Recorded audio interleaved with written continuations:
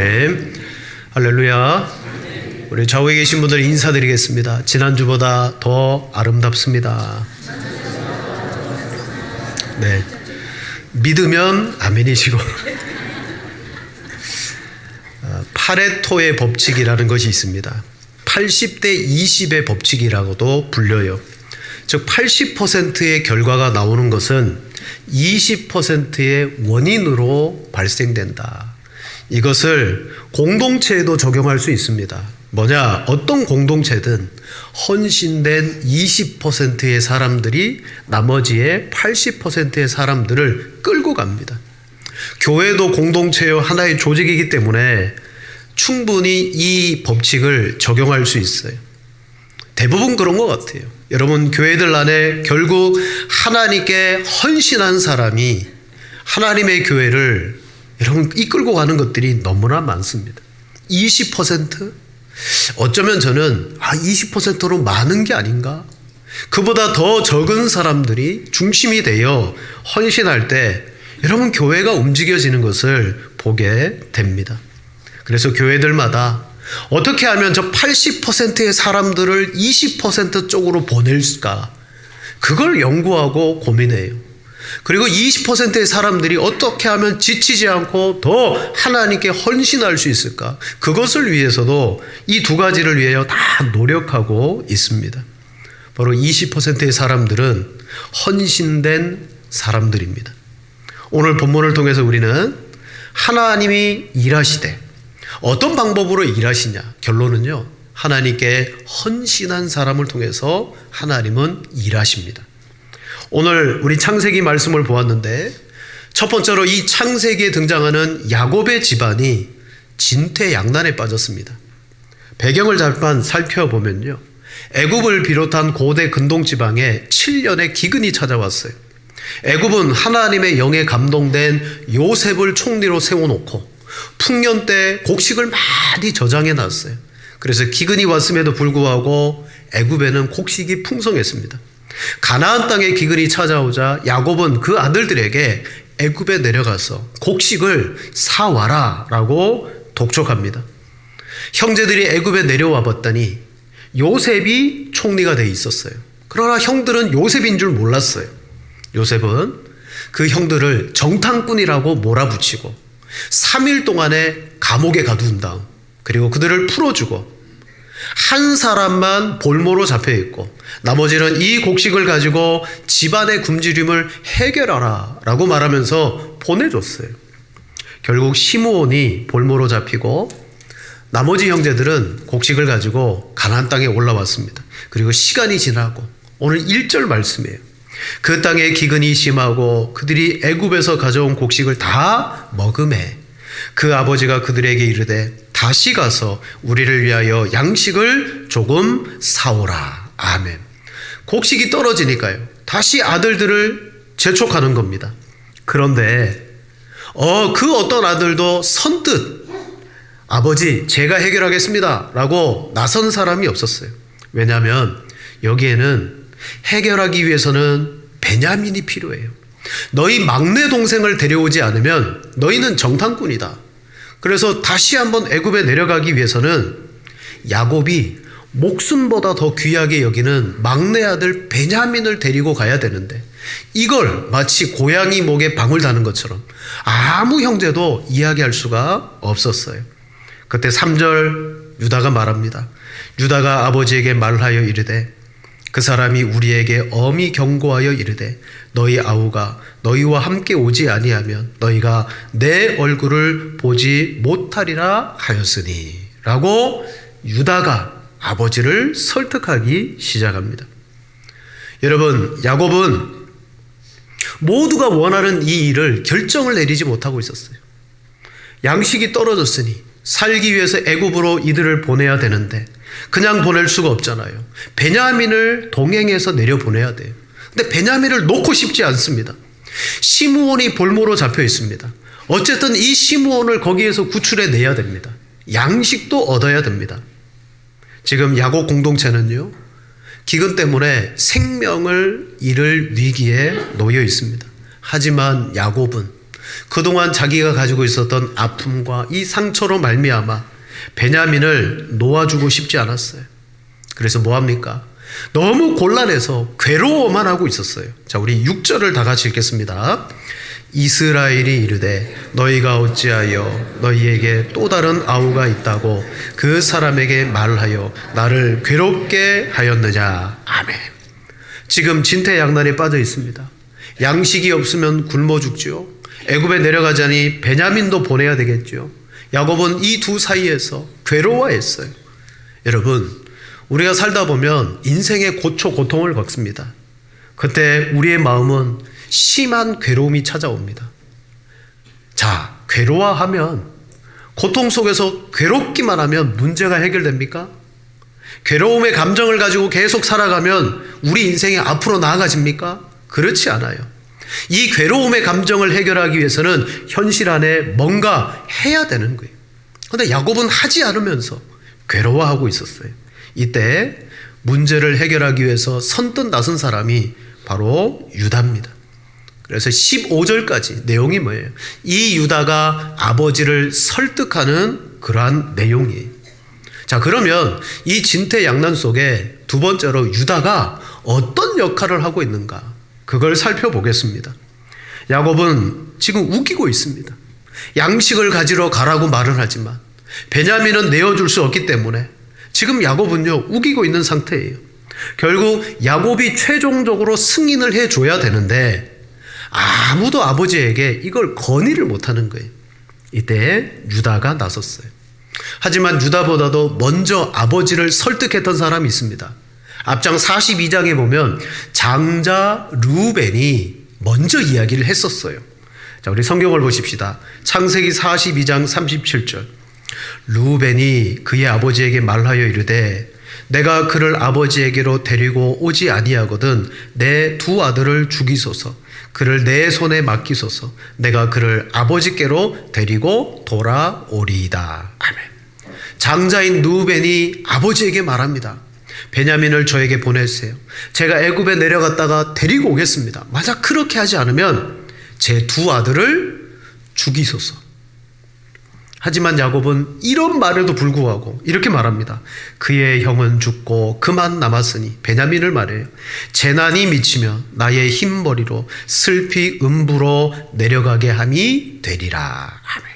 그 장자 르우벤에 제 두 아들을 죽이세요. 제가 끝까지 이 약속을 지키겠습니다. 라고 했지만 야곱은 받아들이지 않았어요. 이제 43장에 와서 유다가 다시 한번 이 이야기를 꺼냅니다.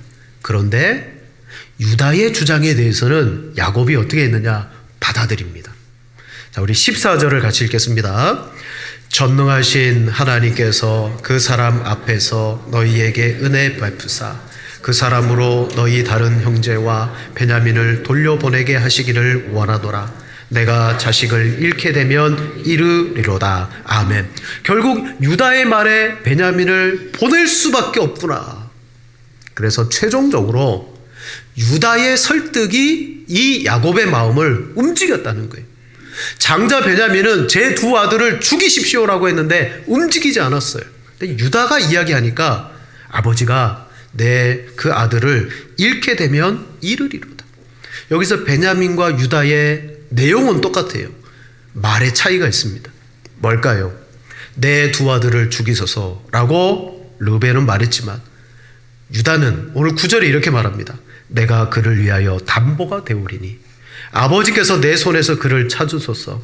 내가 만일 그를 아버지께 데려다가 아버지 앞에 두지 아니하면 내가 영원히 죄를 지리이다. 아멘. 여러분, 이 둘의 결정적 차이는 뭐예요? 두 아들을 죽여라.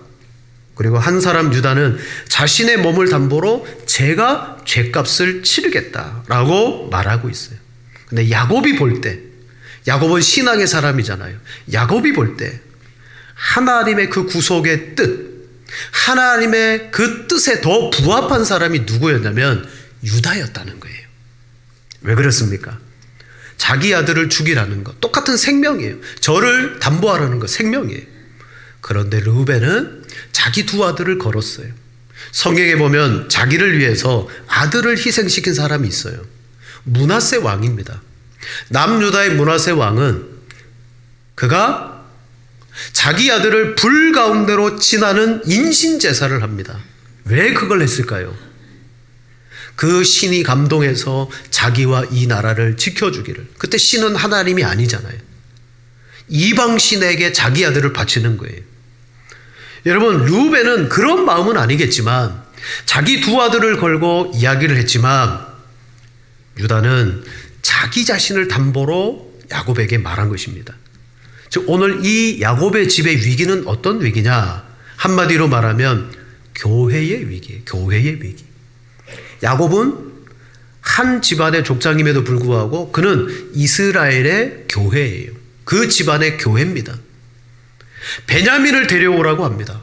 시므온이 볼모로 잡혀 있습니다. 교회가 해야 되는 일이 뭐냐? 잃어버린 영혼을 구원하며 그로 말미암아 교회가 진정으로 회복되는 일이에요. 여러분, 교회가 돈을 벌겠습니까? 사업을 하겠습니까? 아니요.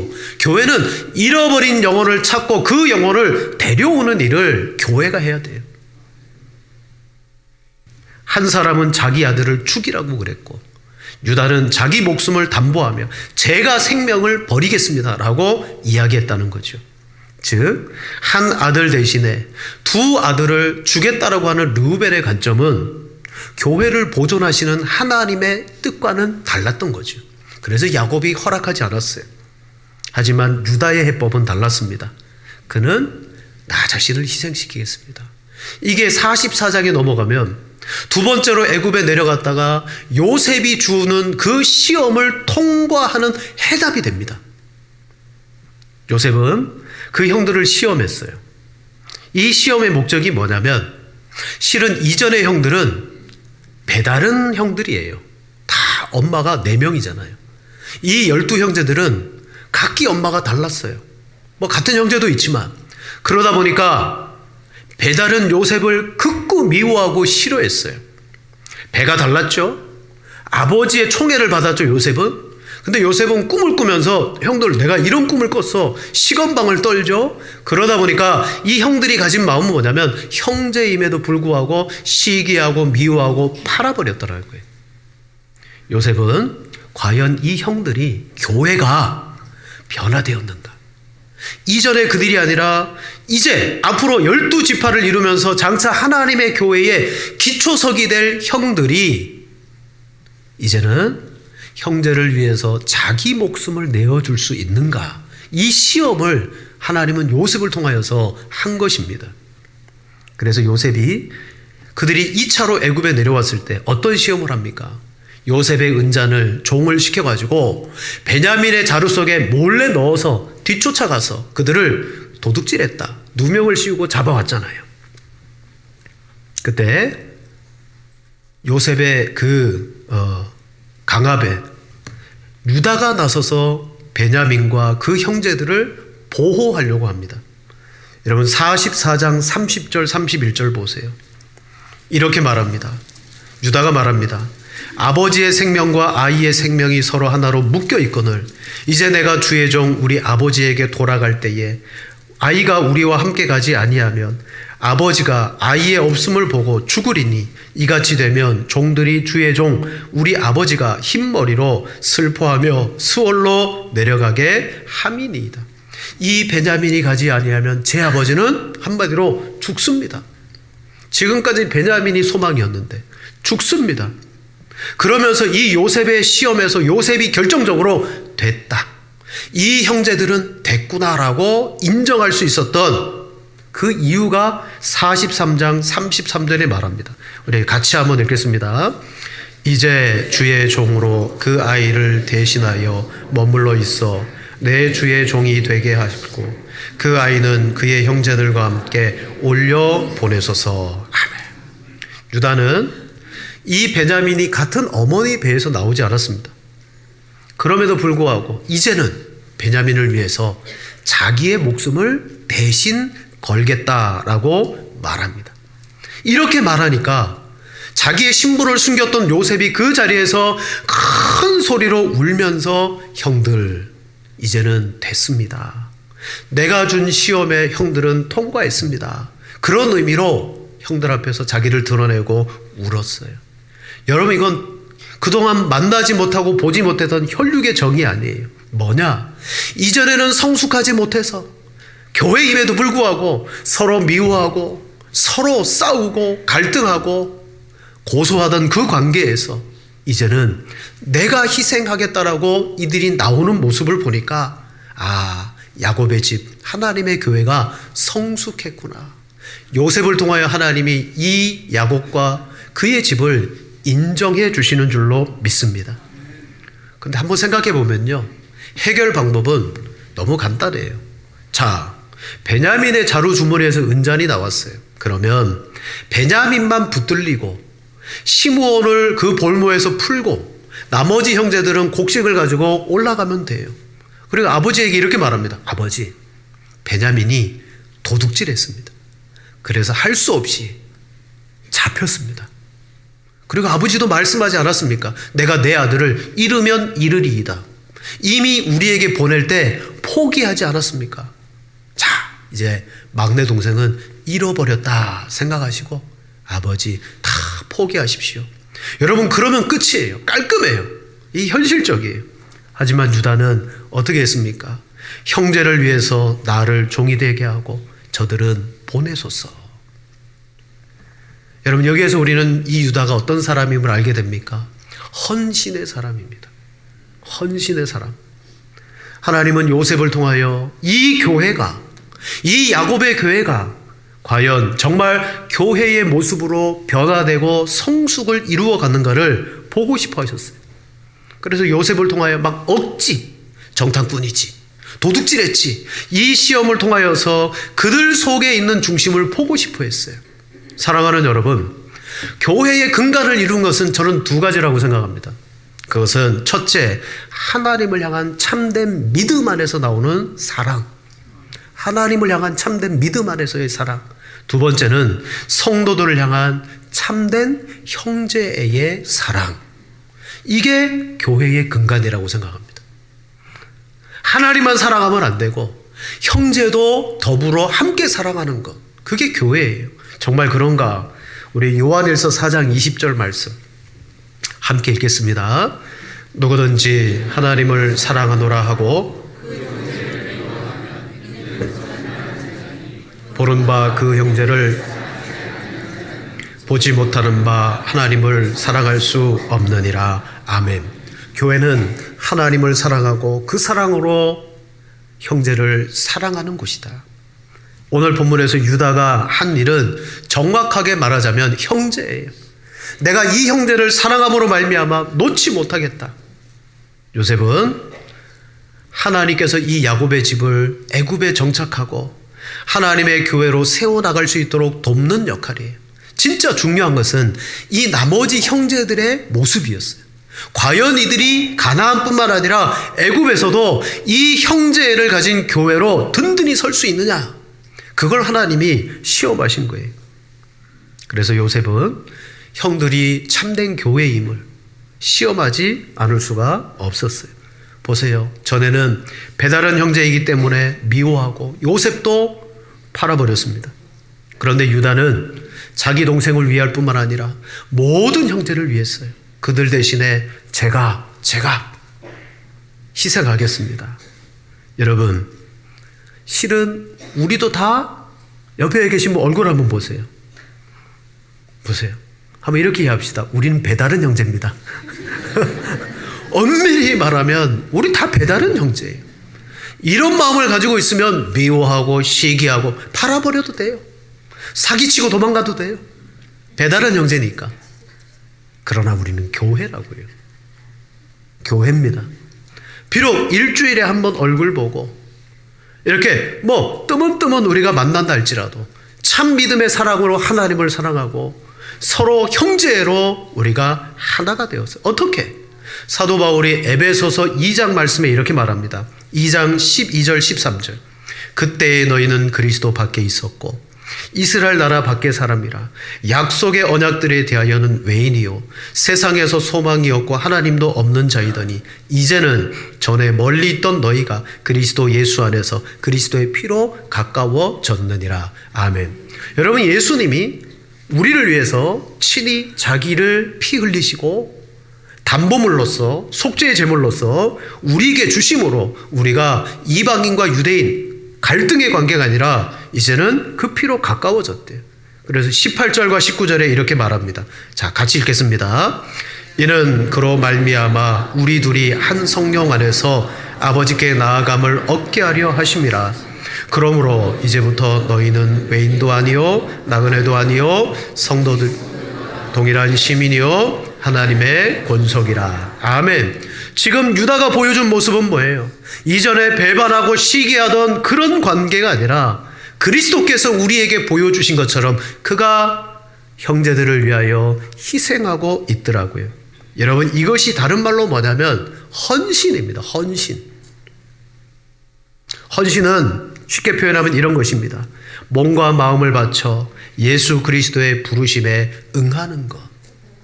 우리가 교회이기 때문에, 남이라면 모르겠는데 교회이기 때문에 내가 더 희생하고 내가 더 헌신, 섬기는 것, 그건 내가 하겠다.